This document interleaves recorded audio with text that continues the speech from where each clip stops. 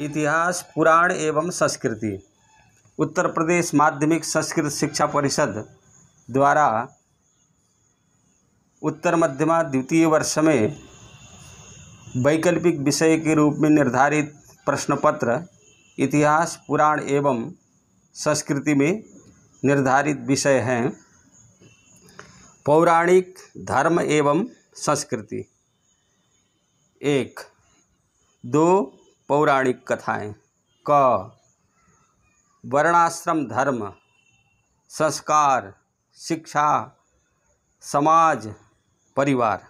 ख, जड़ भरत का आख्यान, श्री कृष्ण की बाल लीला, गजेंद्र मोक्ष, कृष्णावतार कथा, सावित्री सत्यवान कथा, पूतना वध कथा, शिशुपाल वध कथा, दक्ष यज्ञ विध्वंस कथा। ग, इंद्र, कद्रु और विनता, काल यवन और जनक, इनका परिचय अध्ययन। ये जो विषय हैं पौराणिक संदर्भ में हैं, पुराणों में विवेचित जो विषय हैं उनकी दृष्टि से इनका अध्ययन करना है। संस्कार, गृहसूत्र, स्मृति ग्रंथ आदि में सामाजिक उदात्त स्वरूप निर्धारण के लिए वैदिक व्यवस्था अनंत काल तक सुस्थित पृष्ठभूमि में संस्थापन के लिए गर्भाधान, पुंसवन, सीमंतोन्नयन, जातकर्म, नामकरण, निष्कर्मण, अन्नप्राशन, चूड़ाकरण, कर्णवेद, उपनयन, वेदारंभ, केशांत, समावर्तन, विवाह आदि संस्कार विवेचित हैं। पुराणों में भी यज्ञोपवीत, विवाह आदि संस्कार विवरण प्राप्त होते हैं। समाज में स्वस्थ वातावरण निर्माण के लिए संस्कारी व्यक्तियों की आवश्यकता होती है। अब श्रीमद् भागवत में 10वें स्कंद में एक श्लोक पठित है। इसमें संस्कार और अध्ययन का एक ही श्लोक में विवरण प्राप्त हो जाता है। ततश्च लब्ध संस्कारौ द्विजत्वं प्राप्य सुब्रतौ गर्गात् यदुकुलाचार्यात् गायत्रं व्रतमास्थितौ। यह श्रीमद् भागवत 10वें स्कंद में पठित श्लोक है। यदुवंश के आचार्य गर्ग जी से संस्कार कराकर बलराम जी और भगवान श्री कृष्ण द्विजत्व को प्राप्त हुए। उनका ब्रह्मचर्य व्रत अखंड तो था ही, अब उन्होंने गायत्री पूर्वक अध्ययन करने के लिए उसे नियमतः स्वीकार किया। देखिए, इसमें संस्कार भी आया और अध्ययन भी आया। संस्कार और शिक्षा इस तरह से पुराण में प्राप्त होते हैं। अब ये संस्कृति समझना चाहिए। संस्कृति संस्कृत रूप देने की क्रिया है। किसी व्यक्ति, जाति व राष्ट्र आदि के वे कथन जो उनके मन, रुचि, आचार, विचार, कला, कौशल और सभ्यता के क्षेत्र में बौद्धिक विकास का सूचक माना जाता है। मनुष्य अपनी आवश्यकताओं की पूर्ति बुद्धि विवेक के आधार पर करता है। साथ ही उसे भूत वर्तमान का भी ज्ञान होता है। वह भविष्य के बारे में चिंतन करता है। ये चिंतन सामाजिक, आर्थिक, राजनैतिक, धार्मिक आदि सभी प्रकार के हो सकते हैं। इन्हीं चिंतनों के संचित समुच्चय को संस्कृति कहा जाता है। वेद, पुराण आदि ग्रंथों में धर्म की निरूपण की दृष्टि से मानव जीवन को 4 आश्रमों में विभक्त कर कर्तव्य उपदेश दिया गया है। ये 4 आश्रम हैं। नंबर 1 ब्रह्मचर्य आश्रम, 2 गृहस्थाश्रम, तृतीय आश्रम है वानप्रस्थाश्रम, चतुर्थ आश्रम है संन्यास आश्रम। ब्रह्मचर्य आश्रम का मुख्य उद्देश्य विद्या अध्ययन है। गुरुकुलों में विद्याओं का अध्ययन होता था। विविध शास्त्रों के अध्ययन के साथ विविध क्षेत्रों में पदार्पण करने के लिए छात्रों को हर दृष्टि से तैयार किया जाता था। गुरुकुलों में रहते हुए वे शील, संयम, सदाचार, अपरिग्रह जैसे मानवीय गुणों से नित्य संपृक्त होते रहते थे। गुरुकुलों में श्री कृष्ण ने महर्षि सांदीपनि के आश्रम में जाकर वेद का अध्ययन किया। श्री राम ने वशिष्ठ से शिक्षा और दीक्षा प्राप्त की। गृहस्थाश्रम के संदर्भ में मनुस्मृति में पठित है, सर्वेषामपि चैतेषां वेदस्मृति विधानतः गृहस्थ उच्यते श्रेष्ठः स त्रिनेतान् बिभर्ति ही। वेदों और स्मृतियों के अनुसार गृहस्थ अन्य आश्रमों से उत्कृष्ट घोषित किया गया है, क्योंकि वह अन्य तीनों के भार को वहन करता है। विवाह संस्कार से पति पत्नी एक मनस होकर समर्पण की भावना से लोकाचार का निर्वाह करते हुए जीवन यापन करते हैं।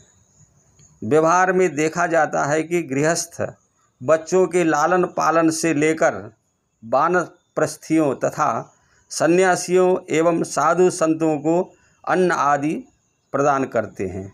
यह आज भी समाज में देखा जाता है। गृहे स्वस्थितो राजन क्रिया कुर्वन् गृहोचिताः वासुदेवार्पणं साक्षादुपासीत महामुनीन्। यह श्लोक श्रीमद्भागवत सप्तम स्कंद में पठित है। मनुष्य गृहस्थाश्रम में रहे और गृहस्थ धर्म के अनुसार सब काम करे, परंतु उन्हें भगवान के प्रति समर्पित कर दे और बड़े बड़े संत महात्माओं की सेवा भी करे। साक्षात दुपासीत महामुनीन श्लोक में प्रयुक्त है। वानप्रस्थाश्रम गृहस्थस्तु यदा पश्येद वलीपलितमात्मनः अपत्यस्यैव चापत्यम तदारण्यम समाश्रयेत्। यह श्लोक मनुस्मृति में पठित है। जब गृहस्थ अपने शरीर पर झुर्रियाँ देखे, उसके बाल पक जाएं और उसके पुत्रों के पुत्र हो जाएं, पुत्रों के भी पुत्र हो जाएं, तो उसे वन की राह लेनी चाहिए। अब श्रीमद्भागवत के सप्तम स्कंद में एक श्लोक पठित है, जिसमें कहा गया है, न कृष्ट पच्चमस्नीयाद दकृष्टम चाप्य कालतः अग्निपक्क मथा मम्बा अर्कपक्क मुदाहरेत। वानप्रस्थी आश्रमी को ज्योति हुई भूमि में उत्पन्न होने वाले अन्न, चावल, गेहूँ आदि नहीं खाने चाहिए। बिना ज्योति पैदा हुआ अन्न भी यदि असमय में पका हो तो उसे भी न खाना चाहिए। आग से पकाया हुआ या कच्चा अन्न भी न खाए। केवल सूर्य के ताप से पके हुए कंदमूल, फल आदि का सेवन करे। चरेद वने द्वादशाब्दा नष्टौ वा चतुरो मुनिः द्वावेकं वा यथा बुद्धिर न पिपद्येत कृच्छतः।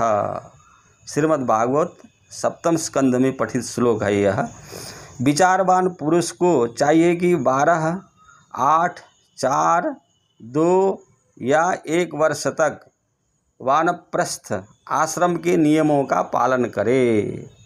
ध्यान रहे कि कहीं अधिक तपस्या का क्लेश सहन करने से बुद्धि बिगड़ न जाए, क्योंकि जो उपर्युक्त श्लोक में अकृष्ट पच्चमस्नीयात दकृष्टम चाप्य कालतः आदि जो नियम वर्णित हैं वो बहुत कठिन हैं।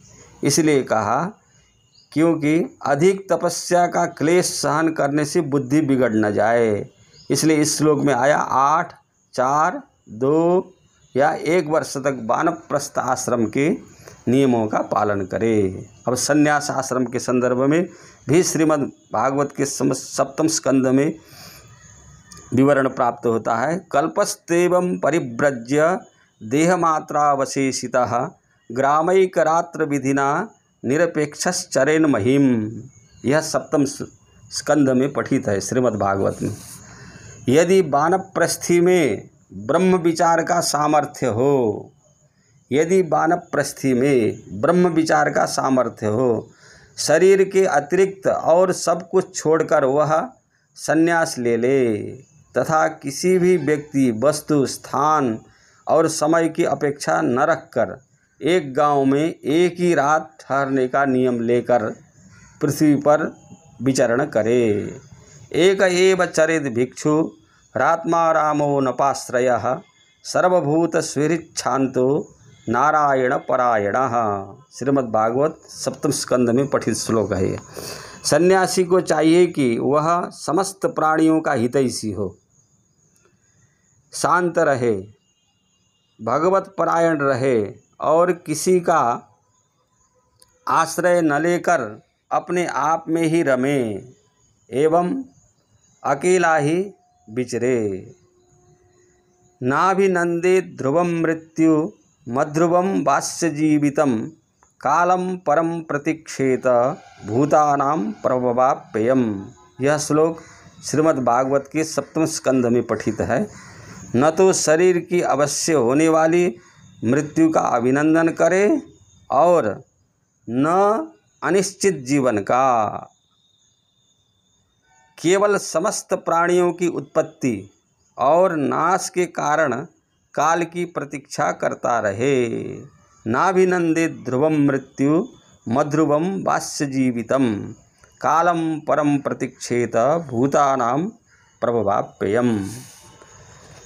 अब ये निर्धारित पाठ्य विषयों में इंद्र, कद्रु, वनिता, कालेवन एवं जनक हैं। इस प्रथम पाठ में हम जनक का सामान्य परिचय प्रस्तुत करते हुए वस्तुनिष्ठ प्रश्नों का भी उत्तर किस तरह देना चाहिए और किस तरह प्रश्न पूछे जाते हैं उसका स्वरूप प्रस्तुत करेंगे। इस प्रथम पाठ में जनक ये निर्धारित विषय में है। जनक मिथिला के राजा थे और श्री राम के ससुर थे। सीता का विवाह अयोध्या के राजा दशरथ के ज्येष्ठ पुत्र श्री राम के साथ संपन्न हुआ था। विदेह मिथिला जनकपुर नेपाल निमि राजा व अथवा मिथिला राजवंश का मूल पुरुष को विदेह कहते हैं। श्रीमद् भागवत एकादश स्कंद में पठित है विदेहस्य महात्मनः। विदेहस्य महात्मनः ऋषभ के पुत्र 9 योगीश्वरों और राजा जनक महात्मा विदेह का संवाद इसमें प्रस्तुत है एकादश स्कंध में श्रीमद् भागवत में।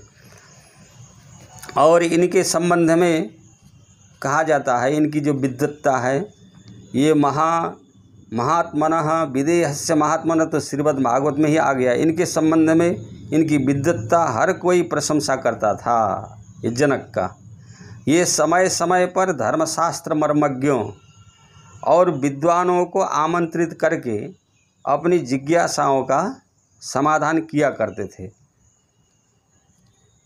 इनके संदर्भ में कहा जाता है राजा जनक के प्रश्न एवं मुनि अष्टावक्र के उत्तर के संदर्भ में कहा जाता है। एक बार राजा जनक ने विद्वानों की सभा में प्रश्न किया, क्या कोई ऐसा ऋषि मनीषी है प्रश्नवाचक जो ईश्वर के साक्षात दर्शन करा सके। यह प्रश्न था सभा में। जनक का यह प्रश्न सुनकर सभी सिर झुकाए बैठे रहे। सभा में अचानक जनक जी के सत्संग के लिए वहाँ आ पहुँचे अष्टावक्र। उनसे भी राजा जनक ने यह प्रश्न किया। वह बोले, यह भला कोई कठिन काम है? यदि आज्ञा दे तो मैं ईश्वर का दर्शन करा सकता हूँ। राजा जनक ने कहा, तो मुझे प्रभु के दर्शन कराएं। अष्टावक्र ने कहा, महाराज सिंहासन पर बैठे बैठे ईश्वर के दर्शन नहीं हो सकते। महाराज सिंहासन पर बैठे बैठे ईश्वर के दर्शन नहीं हो सकते। राजपद का अहंकार त्याग कर आप भूमि पर बैठे हैं, राजा जमीन पर बैठ गए। मुनि अष्टावक्र ने कहा, दर्शन के पूर्व मुझे दक्षिणा देने का संकल्प करें। अष्टावक्र ने कहा। राजा ने कहा, आप कितना धन चाहते हैं? अष्टावक्र ने कहा, आपके पास तमाम धन और संपत्ति जनता की है, आपकी कहाँ है? आपकी कहाँ है? प्रश्नवाचक। राजा ने कहा, यह शरीर तो मेरा है, मैं शरीर देने का संकल्प करता हूँ। अष्टावक्र ने कहा, यह शरीर भी आपका कहाँ है? यह पंच तत्वों से निर्मित है, 5 तत्वों में इसे विलीन हो जाना है। यह सुनकर जनक जी के विवेक चक्षु खुल गए। इस तरह की चर्चा इनके संदर्भ में की जाती है और पुराणों में विदेहस्य महात्मनः करके इनको महात्मा कहा गया है और इनके विवरण प्राप्त होते हैं। इसी संदर्भ में, पौराणिक संदर्भ में इनका परिचय अध्ययन अपेक्षित है। अब वस्तुनिष्ठ प्रश्न, जो ये इतिहास, पुराण एवं संस्कृति उत्तर मध्यमा द्वितीय वर्ष में जो प्रश्न किए जाते हैं वो इस तरह के रहते हैं। छोटे छोटे प्रश्न रहते हैं और उनका उत्तर देना पड़ता है। जो यदि विषय का अध्ययन किया हो तो वो कठिन नहीं रहते हैं, लेकिन विषय का बोध न होने पर ये छोटे प्रश्न भी कठिन होते हैं। जमदग्नि की पत्नी का क्या नाम था? उत्तर रेणुका। श्रीमद् भागवत के प्रथम स्कंद में कितने अध्याय हैं? उत्तर 19। भगवान विष्णु के मुख्य अवतार कितने हैं? उत्तर 10। देवयानी किसकी पुत्री थी? उत्तर शुक्राचार्य की। किसके पुत्र थे भगवत भक्त अम्बरीश? उत्तर है नाभाग के। पुराण के अनुसार मनमंत्र कितने हैं? उत्तर है 14। शिशुपाल के मुख से कितने अपशब्द निकलने पर श्री कृष्ण ने अपना सुदर्शन चक्र चला दिया और शिशुपाल का सिर कट गया? क्योंकि 100 अपशब्द तक तो नहीं किए थे। इसका उत्तर होगा 71। आंध्र प्रदेशीय राजाओं की वंशावली किस पुराण में वर्णित है? उत्तर है मत्स्य पुराण में। पुराणवम भवति, यह पुराण शब्द निर्वचन किसने किया? इसका उत्तर है यास्क, जिन्होंने निरुक्त की रचना की है। राजा जनक कौन थे? मिथिला के राजा तथा श्री राम के ससुर थे। श्रीमद् भागवत किस कल्पतरु का गलित फल है? निगम कल्पतरोर्गलितम फलम, निगम कल्पतरु का फल है। ये उत्तर आ गया। प्रहलाद चरित भागवत के किस स्कंद में है? 7वें स्कंद में। नारद जी के पिताजी का क्या नाम था? नारद जी के पिता का नाम ब्रह्मा था। पराशर के पुत्र का क्या नाम था? उत्तर व्यास। व्यास जी के माता का क्या नाम था? उत्तर सत्यवती। गोकर्ण के भाई का क्या नाम था? उत्तर धुंधकारी। किसके द्वारा भेजी गई पूतना श्री कृष्ण के स्तनपान के जरिए विष देकर मार देना चाहती थी? इसका उत्तर है कंस द्वारा भेजी गई। सावित्री का विवाह किससे हुआ? उत्तर है सत्यवान के साथ। किसकी पुत्री का नाम सावित्री था? उत्तर धार्मिक राजा अश्वपति की पुत्री का नाम सावित्री था। काल यवन को मारने की योजना किसने बनाई? उत्तर भगवान श्री कृष्ण ने। शिशुपाल कौन था? शिशुपाल कृष्ण की बुआ का लड़का था। जनक की पत्नी का क्या नाम था? सुनैना। 4 आश्रमों के नाम बताइए। ब्रह्मचर्य आश्रम, गृहस्थाश्रम, वानप्रस्थाश्रम, संन्यास आश्रम। इसका उत्तर है कृष्ण को जिस माता ने पाला उनका क्या नाम था? उत्तर यशोदा। सीमंतोन्नयन में सीमंत का क्या अर्थ है? जो सीमंतोन्नयन संस्कार में जो सीमंत है उसका क्या अर्थ है? उत्तर केश। अपनी बहन सुभद्रा की प्रसन्नता के लिए भगवान श्री कृष्ण कई महीनों तक कहाँ रहे? इसका उत्तर है हस्तिनापुर में रहे। धृतराष्ट्र की पत्नी का क्या नाम था? उत्तर गांधारी। इस तरह से छोटे छोटे प्रश्न वस्तुनिष्ठ के रूप में पूछे जाते हैं परीक्षा में।